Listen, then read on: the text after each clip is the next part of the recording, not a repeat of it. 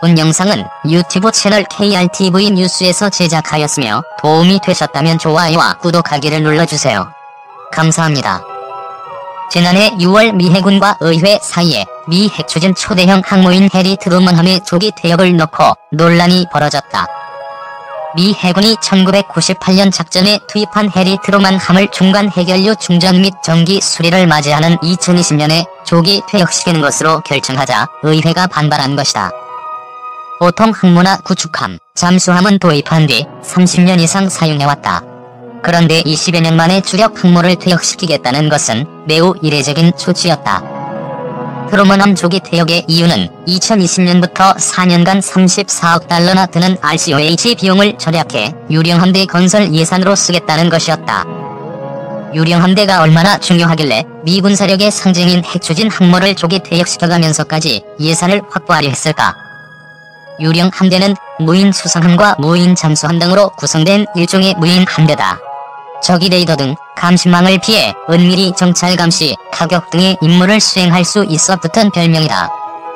하늘에서 무인기가 각광을 받고 있듯이 바다에서도 무인 함정들이 주역으로 등장하는 셈이다. 유령 함대는 4년 뒤인 2024년까지 만들어져 2025년부터 본격 운용될 예정이다. 이 함대의 주적은 러시아가 아니라 중국이다. 미국은 이미 세계 어느 나라도 갖지 못한 초대형 항모를 11척이나 갖고 있고 세계 최고 성능의 핵추진 잠수함 등을 운용. 압도적인 세계 최고의 해군력을 자랑하고 있다. 본 영상은 유튜브 채널 KRTV 뉴스에서 제작하였으며 도움이 되셨다면 좋아요와 구독하기를 눌러주세요. 감사합니다. 중국이 항공모함 2척을 보유하고 이지스함, 대형 상륙함, 핵추진 잠수함 등을 속속 찍어내고 있지만 아직 미국엔 상대가 되지 않는다는 게 중론이다. 그럼에도 미국이 유령함대를 서둘러 건설하려는 것은 세계 최강 미항모 전단 등을 위협하는 중국 무기들이 속속 등장하고 있기 때문이다. 세계 최초의 장거리 대함탄도미사일로 꼽히는 항모 킬러 DF-21D를 비롯 사거리가 4,000km에 달해 괌까지 타격할 수 있는 관킬러 DF-26 미사일도 배치되고 있다. 이들 대함 탄도미사일은 낙하 속도가 마하 10 이상에 달하고 회피 기동을 해 현재 기술로는 요격이 매우 어렵다. 중국은 지난해 10월 열병식에선 마하 10이 넘는 극초음속 활공체를 탑재한 DF-17 극초음속 미사일을 처음으로 공개했다. 지상 목표물은 물론 함정도 공격할 수 있는 것으로 알려졌다. 이 미사일의 요격은 사실상 불가능하다. 특히 이들 미사일은 핵탄두도 탑재할 수 있어 미 항모 전단 수십 킬로미터 상공에서 폭발시킬 경우 핵 EMP로 미 함정들의 전자장비를 무력화할 수 있다. 미 최신의 항모인 제럴드 포드함의 건조비는 14조 원에 달하는 등 미 항모 건조 비용은 천문학적이다. 중국 미사일 몇 발에 미 항모 전단이 무력화된다면 미국이 과도한 물적, 인적 피해를 입게 되는 셈이다. 중국은 대함탄도미사일 등을 활용해 2025년 이후엔 미국 함정의 제1도련선 진입을 막겠다는 전략이다. 필리핀, 대만, 오키나와 일본 남부를 잇는 선. 중국은 반접근 지역거부 전략에 따라 미 해군이 제1도련선에 진입하는 반접근 단계에선 접근을 막고 진입 이후 거부 단계에선 대함탄도미사일 등으로 미국 함정을 격파하겠다는 것이다. 유사시 유령함대 앞세워 중함정, 미사일 파괴.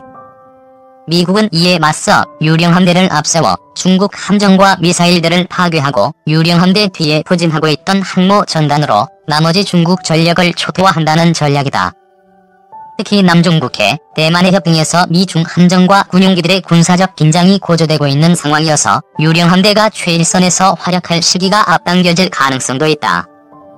미국은 남중국해 중국 인공섬 인근에서 항행의 자유작전을 수시로 실시하고 있는데 무인 함정을 투입할 경우 인명피해 위험 없이 작전을 할 수 있게 된다.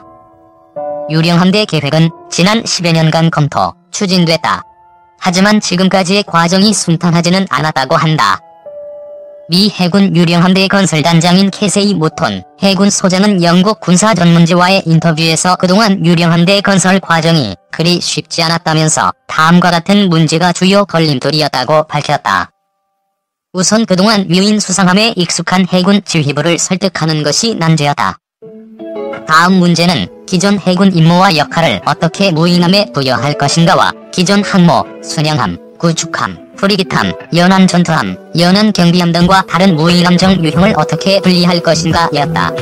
무엇보다 힘들었던 장애 요인은 예산 확보였다고 모톤 소장은 언급했다. 하지만 해군 지휘부의 이해와 중국 위협 증대로 인해 올해 무인 함정 건조 예산은 2016년에 비해 10배로 늘었다. 현재 미 해군은 2025년부터 유령함대를 운영하기 위한 각종 무인 함정 건설 계획을 PMS-406으로 명명해 추진하고 있다. 무인 수상함과 무인 잠수함은 각각 4종류씩 확보할 예정이다. 예산은 올해부터 2024년까지 45억 달러가 책정됐다. 이 예산으로 무인함정 191척을 도입하게 된다. 대형 무인 수상함과 초대형 무인 잠수정이 유령함대 주역. 유령함대 건설의 첫 단추는 무인 시제함 개발이다. 현재 미국 방부 고등기술연구원이 개발한 시헌터 무인함이 미 태평양 함대 사령부 주관하에 하와이 근해에서 다양한 시험을 하고 있다. 시헌터는 길이 40m, 배수량 140톤이다. 기본 항해 장비만 탑재하고 지난 2018년 샌디에고를 출항 9,600여 킬로미터의 항해 시험을 성공적으로 마쳤다.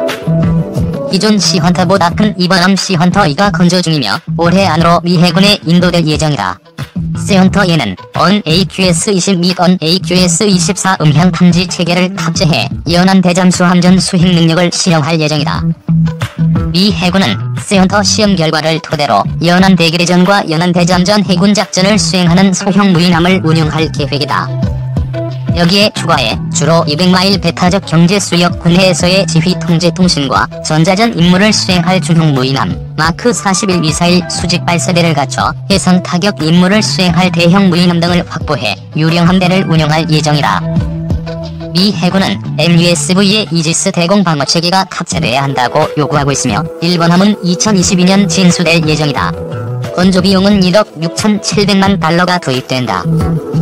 유령함대에서 대중국전 최전선의 주역은 대형 무인함과 초대형 무인 잠수정이 될 전망이다. LUSV는 길이 60에서 90m의 만재 배수량 2,000톤, 최대 속력 38노트다. 두척 건조에 4억 달러가 투입된다. 2024년까지 총 10척을 확보할 계획이다.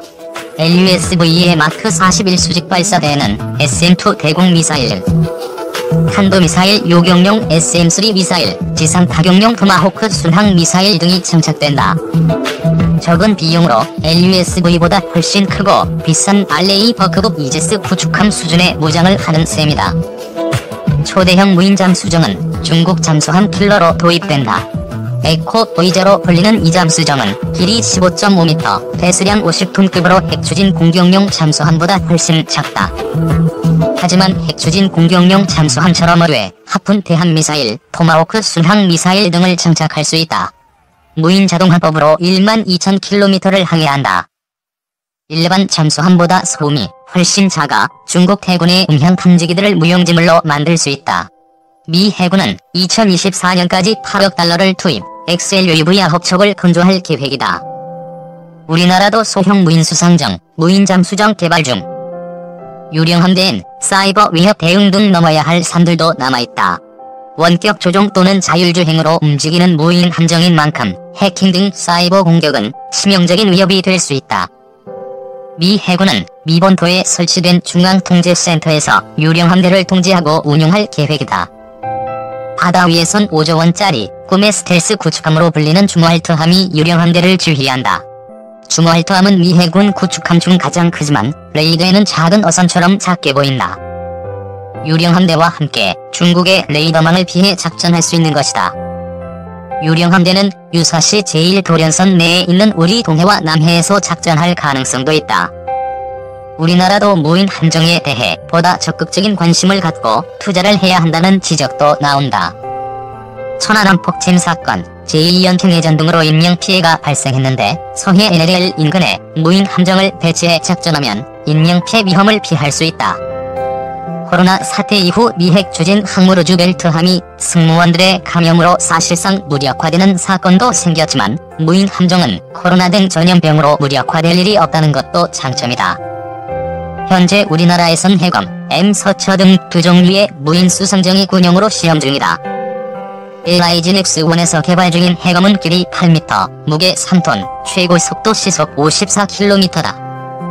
한화 시스템 등에서 개발 중인 엠서천은 길이 8.4m, 무게 3.1톤, 최고 속도 시속 64km다. 이 밖에 몇몇 방산업체들이 기뢰 탐색, 제거용 등으로 소형 무인 잠수정을 개발하고 있다.